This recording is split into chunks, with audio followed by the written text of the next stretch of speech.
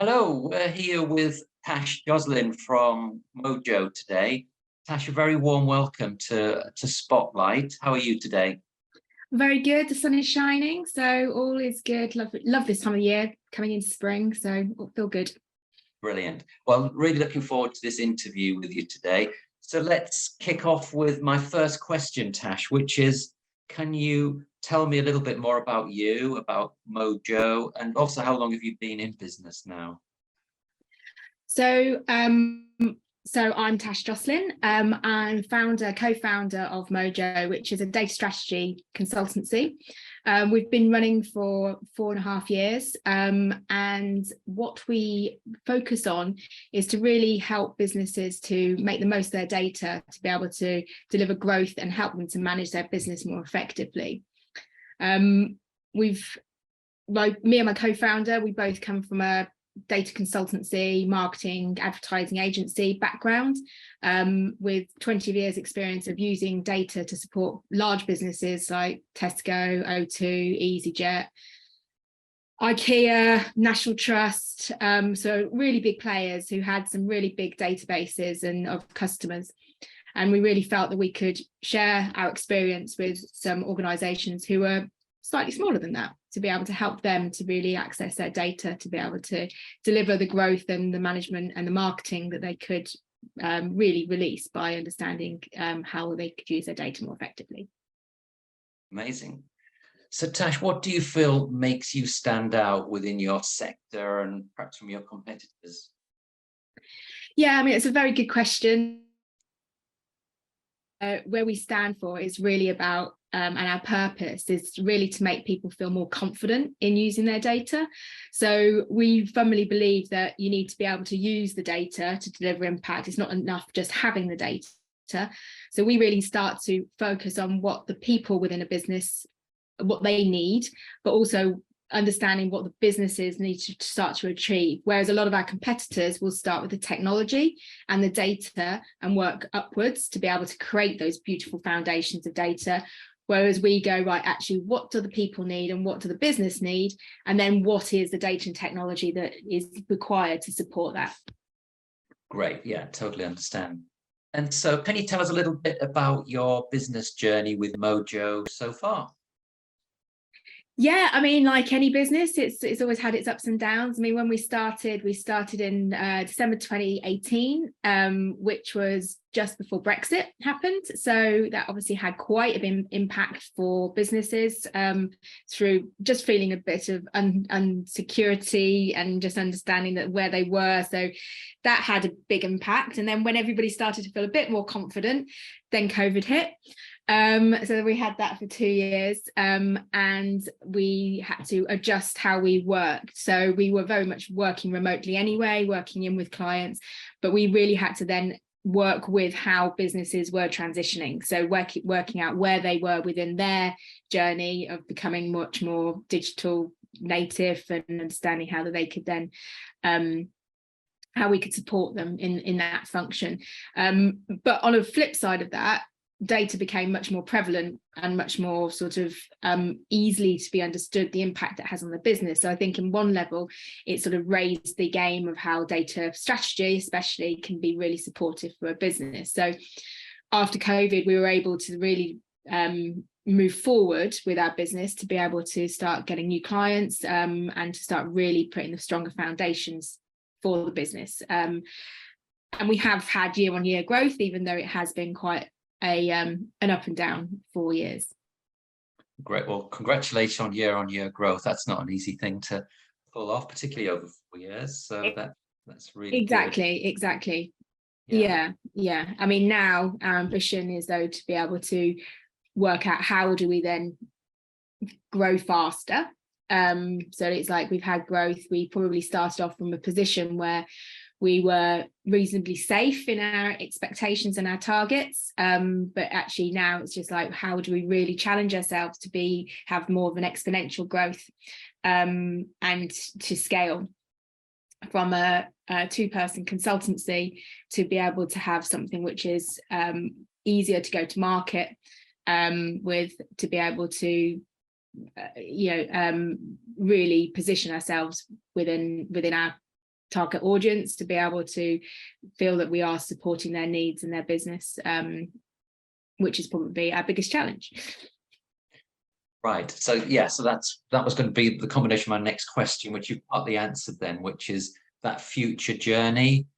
Is there anything to add to that in terms of the vision you have for the business? Or is... Yeah, I mean, I think it's I think a lot of it comes down to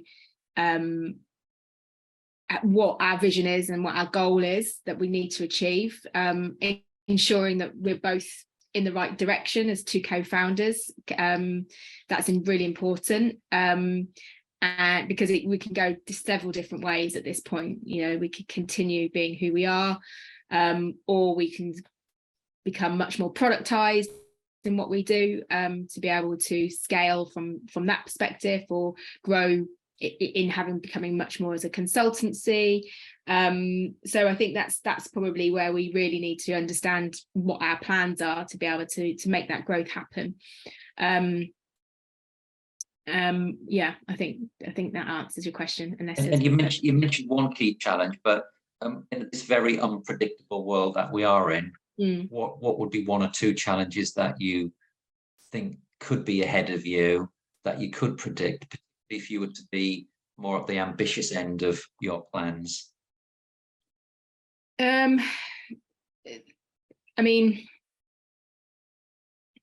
for example, would it be team challenges or perhaps those kind of things? Yeah, I mean, recruitment in this space is probably going to be really tough. But I think that really depends on kind of if we wanted to, it depends on the direction that we go. So whether it's more consultancy and whether we need to hire people at a certain seniority, or whether we develop more of a productized system which will enable us to recruit more junior people.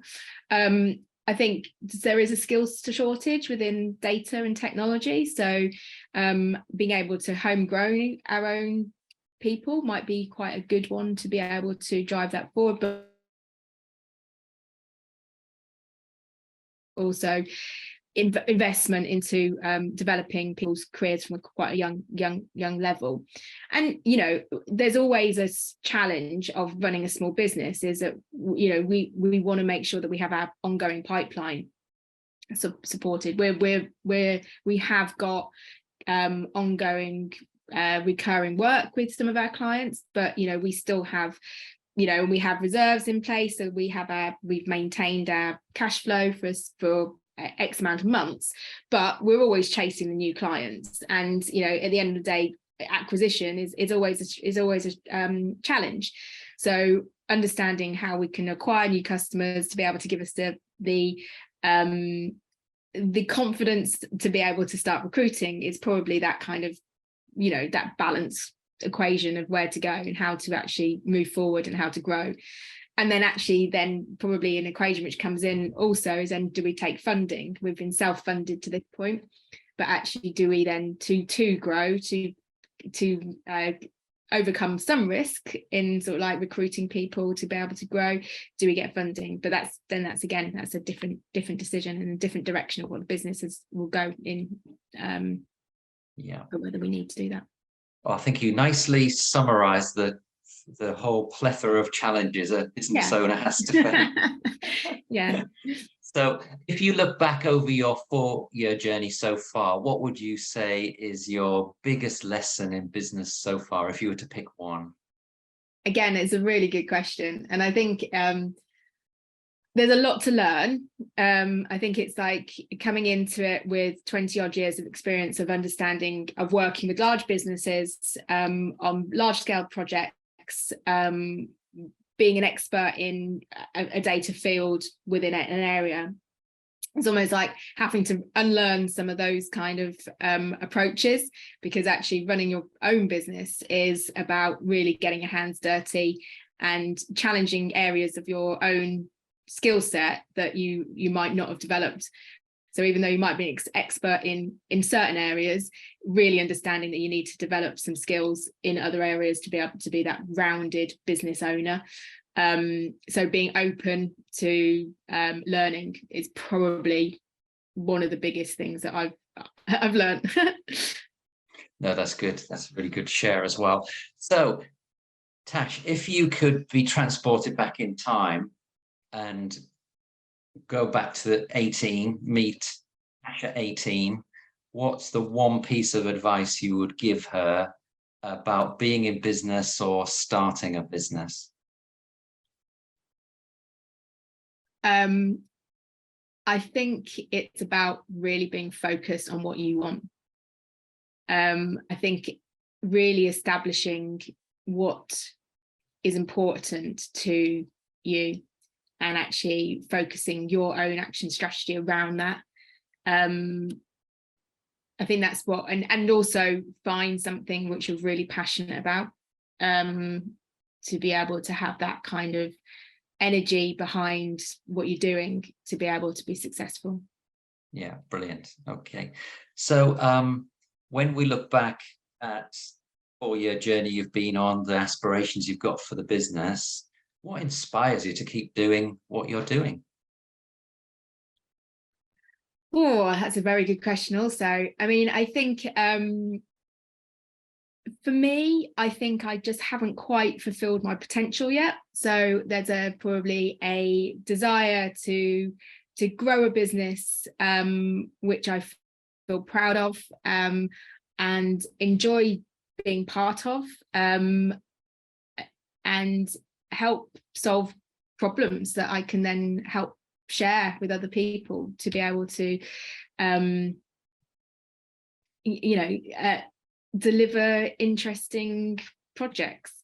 I think it's a good question, because it's like you can get caught up with the day-to-day of just running the business. So having sort of like that ability to stand back and thinking about what inspires you to carry on is actually really important. But I do have, I think it's probably what inspires me more than anything is to be able to take on new challenges which are going to challenge me, but also I'm going to help other people, help businesses to become better. Yeah, brilliant. And so lastly, Tash, for today, what's coming up in the business? Any news that you want to share with our Spotlight network, milestones or upcoming events? Yeah, thanks for the opportunity. So we are doing a webinar with one of our clients who has been with us since the beginning of MoJo. We've taken them on quite a transformation journey of using their data. They're a wholesaler business. And so the webinar is on the 1st of March. We are going to be talking and interviewing our Chief Commercial Officer, who we've been working with since the beginning. And we will be sharing the journey that we've taken with her and the business, some of the ups and downs, and then also the success that we've had together to drive the business forward. That's a definite date in the diary then. 1st of March. What's the 1st of time? March, yeah. 10 o'clock. 10 o'clock. So 10 o'clock, everybody, 1st of March. So thanks, Tash, for your time today. It's been really great to understand about your journey and about MoJo. And I'm sure you're going to be hugely successful in the future. And I wish you all the best of luck. Thank you. Thanks. Thank you.